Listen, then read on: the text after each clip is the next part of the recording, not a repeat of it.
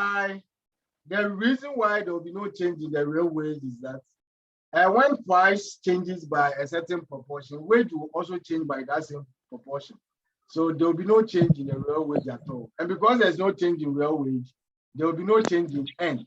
And because the real output depends on N, if there's no change in N, then there will be no change in Y also. So that's the reason why after the increase in the money supply, there was no change in W over P, Y, and then the N. And then there will be no change in interest rate because the interest rate is real interest rate. So that one too, there will be no change in the loanable funds. All right. Jess, are you here? Please. Okay, Yes, so let's go. Classical economics stress the role of dash Right. as opposed to dash factors in determining. Okay, so if you remember, they only believe in real factors as opposed to the nominal factors. If you want to determine the output level, you can only change the real factors. The nominal factors like government spending and then money supply and all those stuffs will have no effect on the real output. So it's real and then nominal. They consider real as opposed to the nominal. Okay, Jess, next question. Classical economics assume the following except. All right, so perfectly. No, I will deal with the questions, the possible answers. Thank you. They believe that wages can freely move. Okay, they believe that both wages and prices can freely move. That is why if you change money supply, there will be no real change. They also believed in perfect information, but this is not part of what they believed in. Spending affects output. Even when there's a change in government spending, there's a change in autonomous tax. If there's a change in investment, we realize that there was no effect on the output level at all. Please. Okay, so they didn't believe that spending affects the output level. All right. Yes, can we continue? The monetary transmission mechanism in the ISLM model is a process whereby an increase in the money supply increases the demand for goods and services. Right. So when the central bank increases money supply, the goal is to lower the interest rate so that there will be an increase in the level of investment. Okay. So whenever they increase the money supply, interest rate falls and then investment spending increases. Okay, so when investment increases, there's an increase in aggregate spending that causes the increase in the output level. So this is the mechanism. Interest rate falls, then investment increases. All right, next question. Dash is the belief that the nation's stock of precious metals constituted its wealth. Right, that is Bullionism. Okay, during the time of the mercantilists, they believe that the stock of wealth of a nation determines how wealthy that nation is, and that belief was called Bullionism. Okay? All right. In the labor market, dash demand labor services and dash supply labor services. All right, the labor market, firms demand for labor service, and then households or individuals supply labor service. Okay, so it's firms and then households. All the following are considered classical economists, except David Ricardo is part, Baptiste is part. This guy propounded the Say's law. Okay. And this is Alfred Marshall. So it's John Maynard Keynes. He is not part of those group of economists. So it's Maynard Keynes. All right.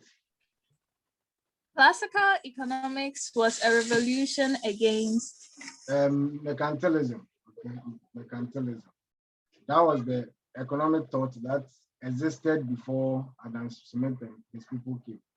So it was a revolution against mercantilism. And then the Keynesian to Keynes 2 came to counter them. Okay, so just in case you don't see this one and the other one comes.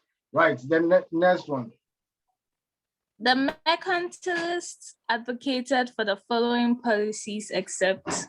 Right, if you remember, they believed in trading, they believed in international trade. You have to trade with your neighboring countries, okay? So they believe that you have to give export subsidies so that you can export more. If you enact import duties, that one will prevent people from importing more so that you have a wider balance of trade.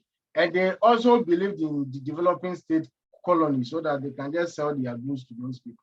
But they did not believe in the free operation of the private sector. They believed that the government was supposed to control the entire economic spectrum.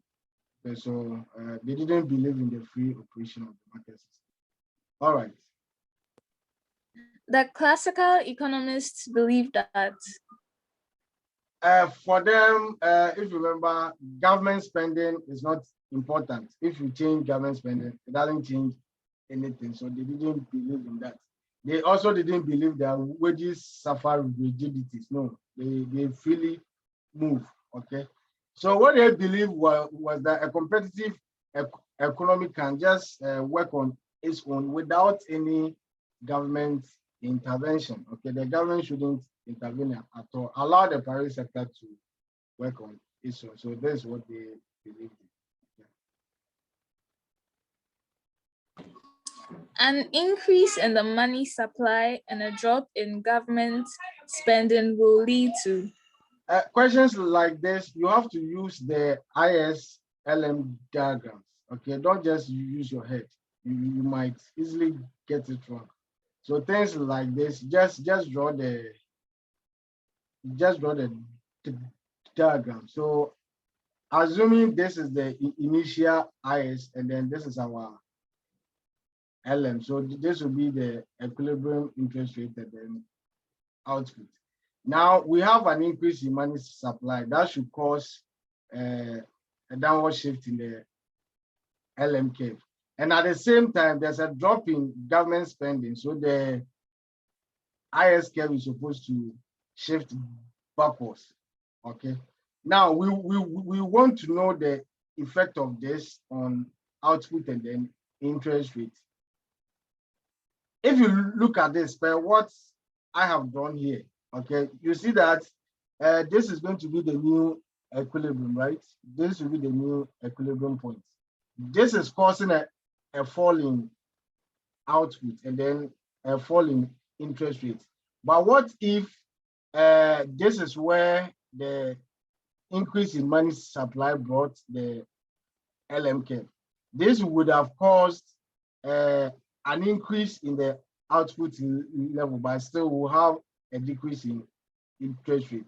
So what this means is that when there's a simultaneous increase in money supply and a fall in government spending, as for interest rates will fall because increase in money supply will cause a reduction in interest rates. A fall in government spending will cause a reduction in the interest rate. But for the level of output, we can never be sure. It will depend on the effect of the government spending and then the money supply. Okay, if you remember, when you reduce government spending, it reduces the output level. When you increase money supply, it increases the output level. So the total effect on Y will depend on the magnitude of the two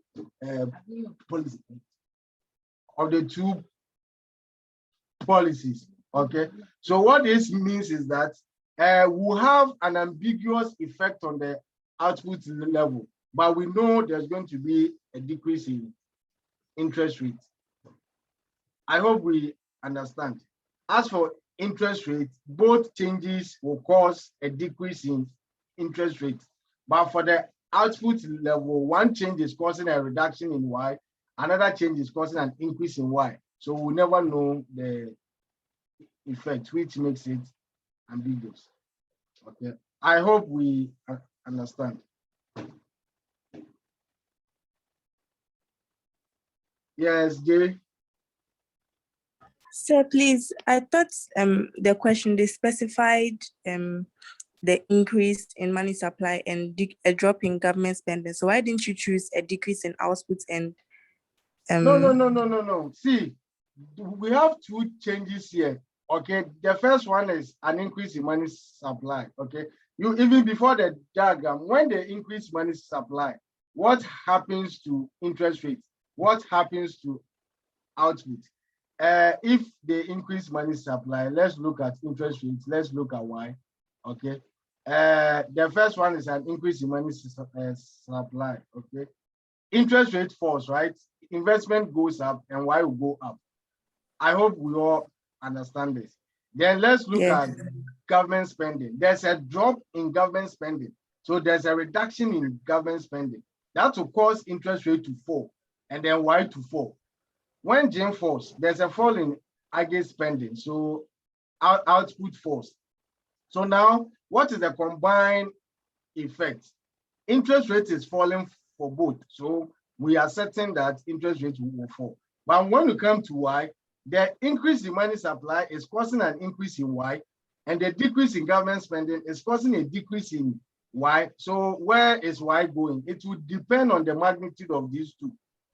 You understand? Okay. So if the change in money supply is stronger than that of the fall in government spending, then that should cause an increase in Y.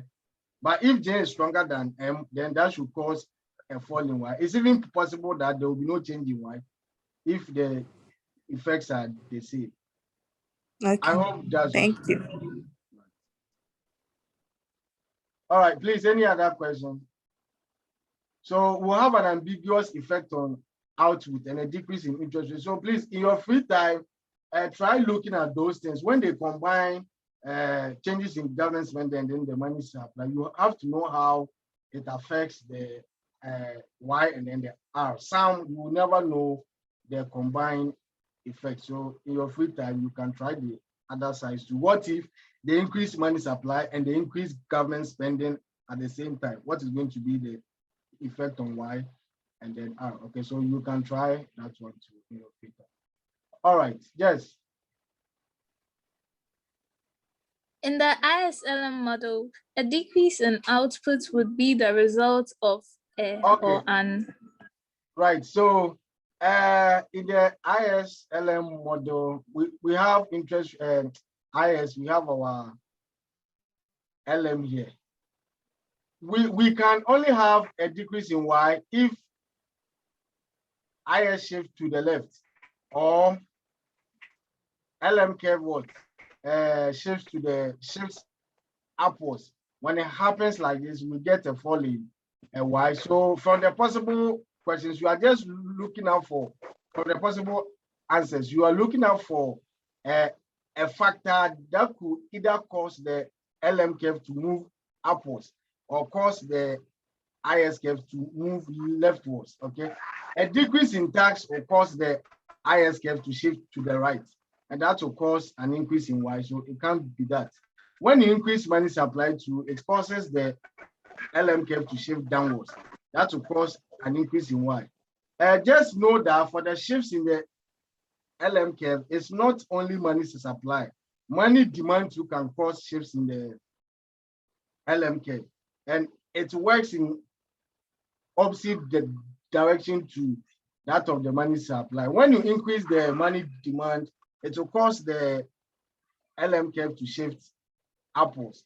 So if there's an increase in the money demand and then the LM curve shifts upwards, that will result in a fall in the output level. An increase in government purchase too is an expansionary fiscal policy. That one too should cause an increase in Y. So the answer is increase in money demand. Okay, increase in money demand. All right. Yes. Yes, please.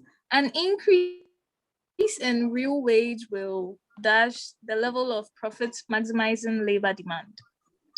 We know that labor demand is inversely related to the real wage. So if there's an increase in the real wage, then that should decrease the level of the profit maximizing labor demand. Okay, whenever real wage increases, the demand for labor must decrease. Okay. Okay. The following factors will shift the labor supply curve except. All right, when there's a change in population growth rate that affects the labor market, it will cause a shift in the labor supply. If individuals are not changing their preference with regards to leisure, that one will cause a shift. A change in the training content of institutions will cause a shift. When there's an improvement in the method of production, it means there's an increase in the level of technology that affects the production curve. Okay, not the labor supply curve. So this is not part. Improvement in the method of production is not part. All right, yes. Classical economists argue that money is neutral because price will always adjust quickly to a monetary expansion. As soon as you increase your money supply, there will be a corresponding and proportionate increase in price.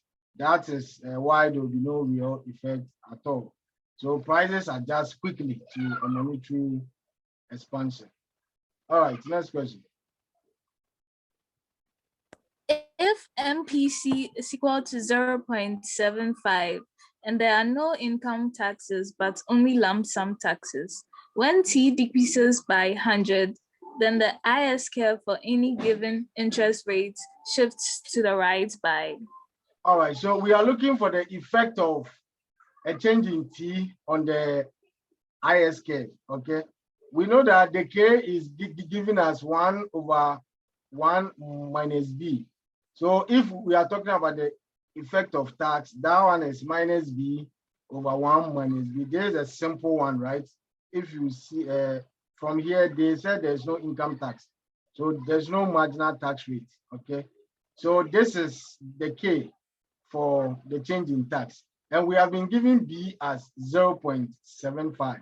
So if you want the effect of the change in tax on the IS curve, we'll have minus 0.75 divided by 1 minus 0.75 is 0.25, okay? 0.25 times the change. There's a decrease, so minus what? Minus 100. What is 0.75 over 0.25?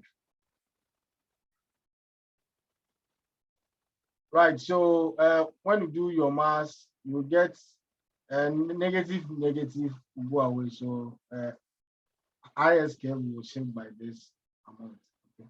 So just the K times the change in T, that should be the effect on the IS curve. All right, next question.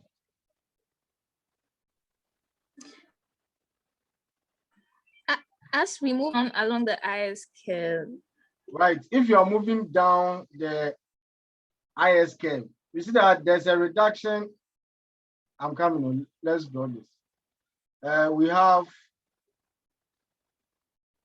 this your IS curve, this is your interest rate. As you are moving down the IS curve, what is happening to interest rate? Interest rate is falling, right?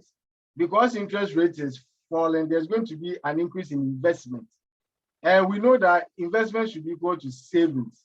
So as investment is falling, is increasing, savings too must rise. And why will savings rise? If there's an increase in investment, there will be an increase in Y, and savings too is a positive function of income.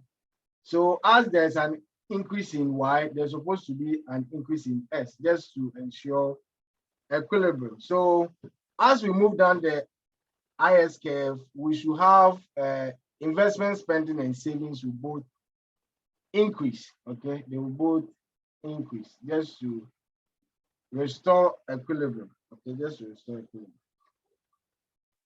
All right. The LM curve will shift down when the. Right, we know that the LM curve shifts downwards when there's either an increase in the real money supply or there's a decrease in the money demand. Okay, we use real money supply. See that most of the times the questions that they give us, they restrict P to 1. So if P is equal to 1, then the nominal money supply is exactly the same as the real money supply, but it's not always like that. The real money supply depends on P, okay? So whenever there is an increase in the real money supply, the LM curve is supposed to shift downwards, okay? So we look for changes like a decrease in price. If price should fall, there's supposed to be an increase in the real money supply, which will cause an increase in or a downward shift in the LM curve. Or if there's a reduction in the money demand. For this options, that's what we have here. Okay, but just in case you don't see this, but you see a fall in price. When price falls, there will be an increase in the real money supply. That should cause a downward shift in the LM curve. So, but for this one, because we have a fall in the real money demand, we go for that one. That will cause a downward shift in the LM curve. All right, next question. An increase in investment demand for any given level of Sorry. income and interest rates due, for example, to more optimistic animal spirits will, within the ISLM framework, dash outputs and dash interest rates. Right, so if you remember, they didn't really talk about changes in investment, but it's in the slides that the changes in investment works in autonomous investment works just like that of a change in government spending. Okay, so if there's an increase in investment spending, it means that the IS curve will shift to the right, and that should cause the output level to increase and cause interest rate to increase. Remember, if IS curve shifts to the right, on the same LM curve, interest rate will increase, output to increase. So they will both increase in output and then a raise in the interest rate. Okay. The following factors cause output and employment to change except. Right, this one they were supposed to add the system that they are talking about. I'm sure they are talking about those old people. This is not about ISLM, okay? So under that system, we know that monetary policy had no real effect. If there's a change in MPN, it causes an increase in the demand for labor. So there will be an increase in Y. Change in capital stock will make the production curve steeper. That one will cause a change in Y. Change in the state of technology to cause the same thing. But changes in money supply will have no effect. Okay, will have no effect. All right. Classical economists contend that an increase in the nominal money supply will. It will have no effect on the real money supply. You see that the real money supply is nominal money supply over price. So if you increase, and we know of the direct relationship between the money supply and the price level. So if you increase your money supply by 100%, price will also increase by 100%, which means that there will be no change in M over P. So there will be no increase in the real money supply. You can choose to increase M, but M over P wouldn't change. That is why it has no effect on the output level. Okay. All right, next question. If money demand does not depend on the interest rate, then the LM curve is dash and dash policy has no effect on output. All right, when money demand is not sensitive at all to changes in interest rates, it makes the LM curve vertical. Okay, and if it's vertical, fiscal policy will have no effect. When the LM curve is steep, we go for monetary policy. Okay, so when it's vertical, it means it is too steep, right? So when you change government spending or taxes, there will be no change in the output level at all. This is what we are talking about. This is your initial IS. If you change it, Y won't change. No matter the magnitude of change, there will be no change in Y. Okay. So the LM curve will be vertical, and the fiscal policy will have no effect on the output level. Okay, will have no effect on the output level. And then the other side too, if interest rate is perfectly interest inelastic, if interest rate doesn't depend on, if investment doesn't depend on interest rate at all, it makes the IS curve vertical. And when the IS curve is vertical, there will be no effect of a monetary policy. So whenever there's a change in the LM curve, there will be no change in output at all. So please know this one too. So if the IS curve is vertical, the best policy you have to go for is a fiscal policy. If you increase government spending, there will be an increase in Y. Okay. So just in case you don't see this one and see the other one, you should be able to do. All right. In the ISLM, a decrease in government purchases leads to a or an dash in planned expenditures, a or an dash in total income, a or an dash in money demand, and a or an dash in the equilibrium interest rate. Right. So let's look at the mechanism. If you decrease government spending, okay, that should cause a reduction in aggregate expenditure. And because there's a reduction in aggregate expenditure, there will be a reduction in income. Okay, if there's a reduction in income, because money demand positively depends on income, there will be a reduction in money demand. If there's a reduction in money demand, it causes a decrease in interest rate. So decrease, decrease, decrease, decrease. Okay, decrease, decrease, decrease, decrease. I hope we understand that. Right. With excess demand for funds, the interest rate dash. The interest rate must increase if we have excess demand for loanable funds. It will put an upward pressure on the interest rate. So interest rate will increase. The interest rate will increase. All right. A bond financed increase in government expenditure has no effect on output and employment. Yes, yes, that is true, right? We all know that is true. Okay. Right, so we have to use the diagram to answer this question, okay? All right, just read this question first. The fall in consumption resulting from an increase in government spending is the distance. All right, so initially this was the equilibrium point, and they introduced bond finance government spending. So this is the new demand for loanable funds. So this as our equilibrium point. So the effect of the bond finance government spending is this portion here, this distance, the sum of A and then B.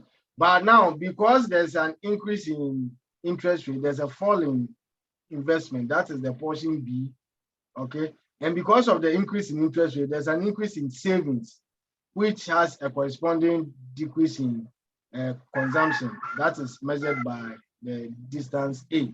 So from the question, they are looking for the fall in consumption resulting from the increase in government spending. That is this portion A. Okay, we don't see consumption here, but because your income is either consumed or saved, if there's an increase in savings by this distance, it means that there's a fall in income. There's a fall in consumption by this distance. And then the next question is talking about the fall in investment. That is this portion B. Okay, that is this portion B. So if you are asked to find the distance for the crowding out, that is the summation of A and then B, partly from consumption, partly from investment. So it is taking away the initial increase in the initial effect of the bond finance increase in government. And that's why we said in this system we have 100%. David, can you mute yourself? We have 100% crowding out. Okay, so that is the C part. This part, the total crowding out is the sum of A and then B. sum of A and B. All right, David, mute yourself. All right, next question. Which of the following policy options would simultaneously increase interest rates and decrease output?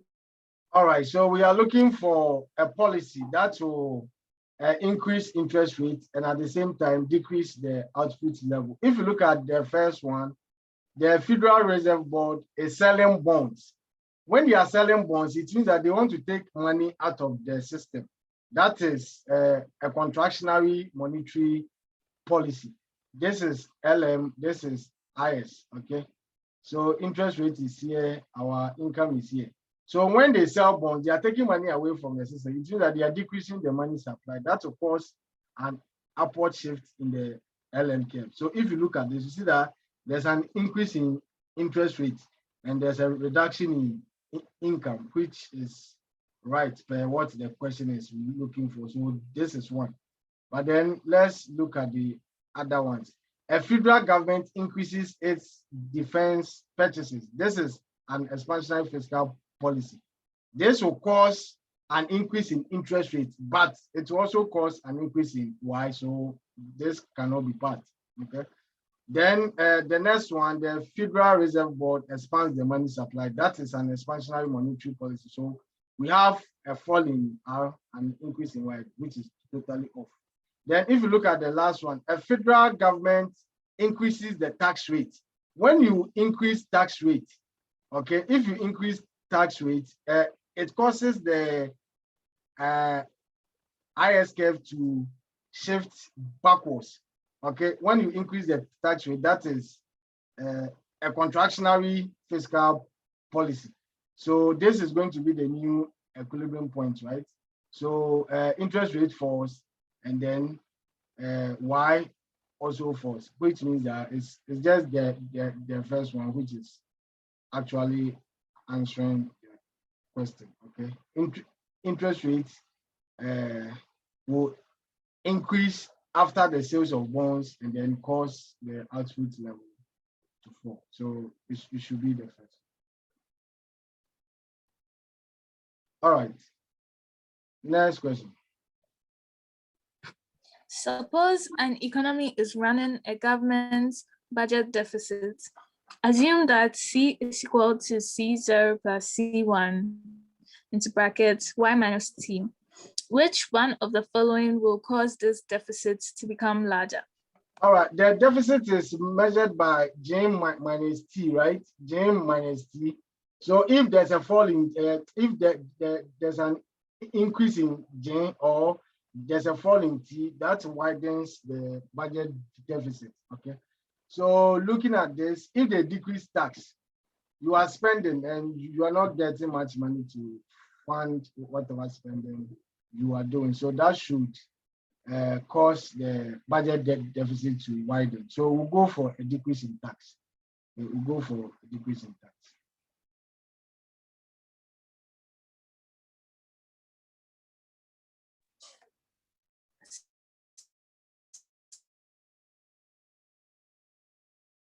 Suppose that investments in the goods market is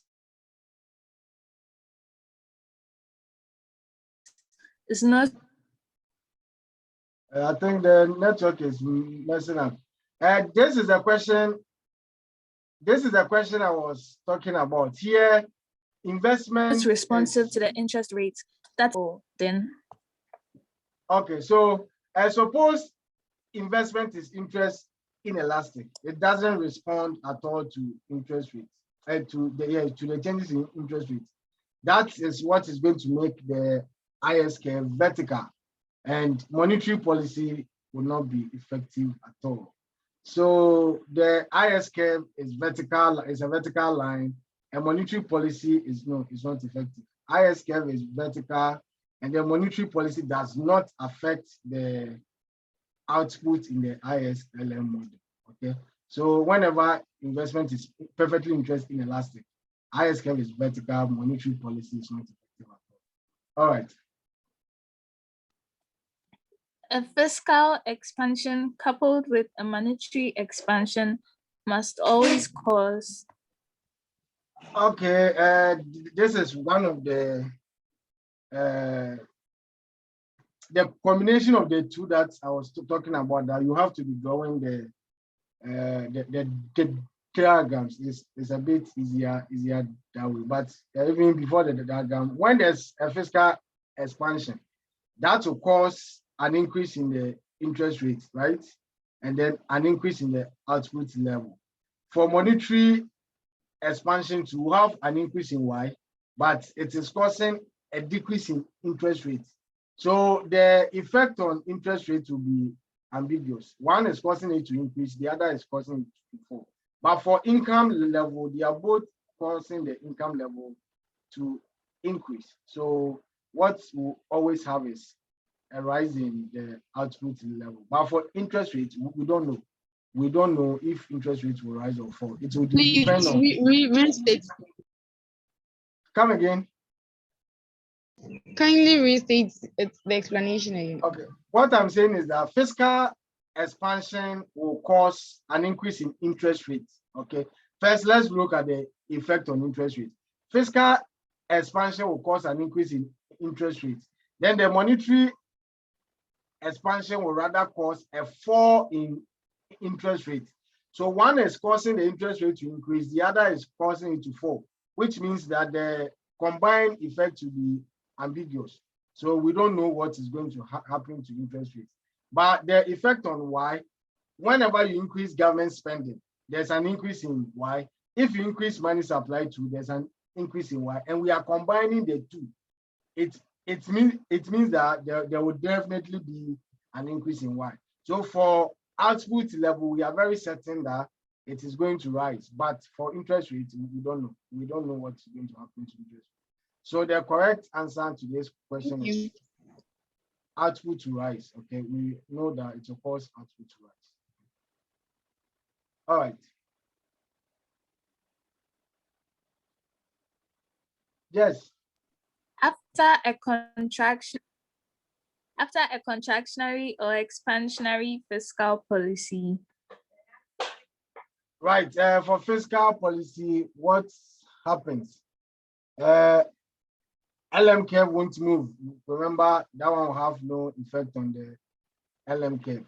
So the IS curve will shift, and then we'll be moving along the old LM curve. Okay, we'll be moving along the old LM curve. So that should be IS curve shifts, and then we move along the LM curve. The meeting will be over soon. You have to reconnect again so that we can finish. All right, next. The aggregate demand curve will shift to the right when which of the following occurs? Right. We know that the AD curve depends on money supply. And whenever there's an increase in money supply, the AD curve shifts to the right. Remember, we are talking about real money supply.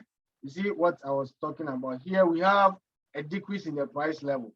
When the price level decreases, it means that there's an increase in the real money supply, and that should cause the aggregate demand curve to shift to the right. Okay, so a decrease in the price level will cause the aggregate demand curve to shift to the right. Okay.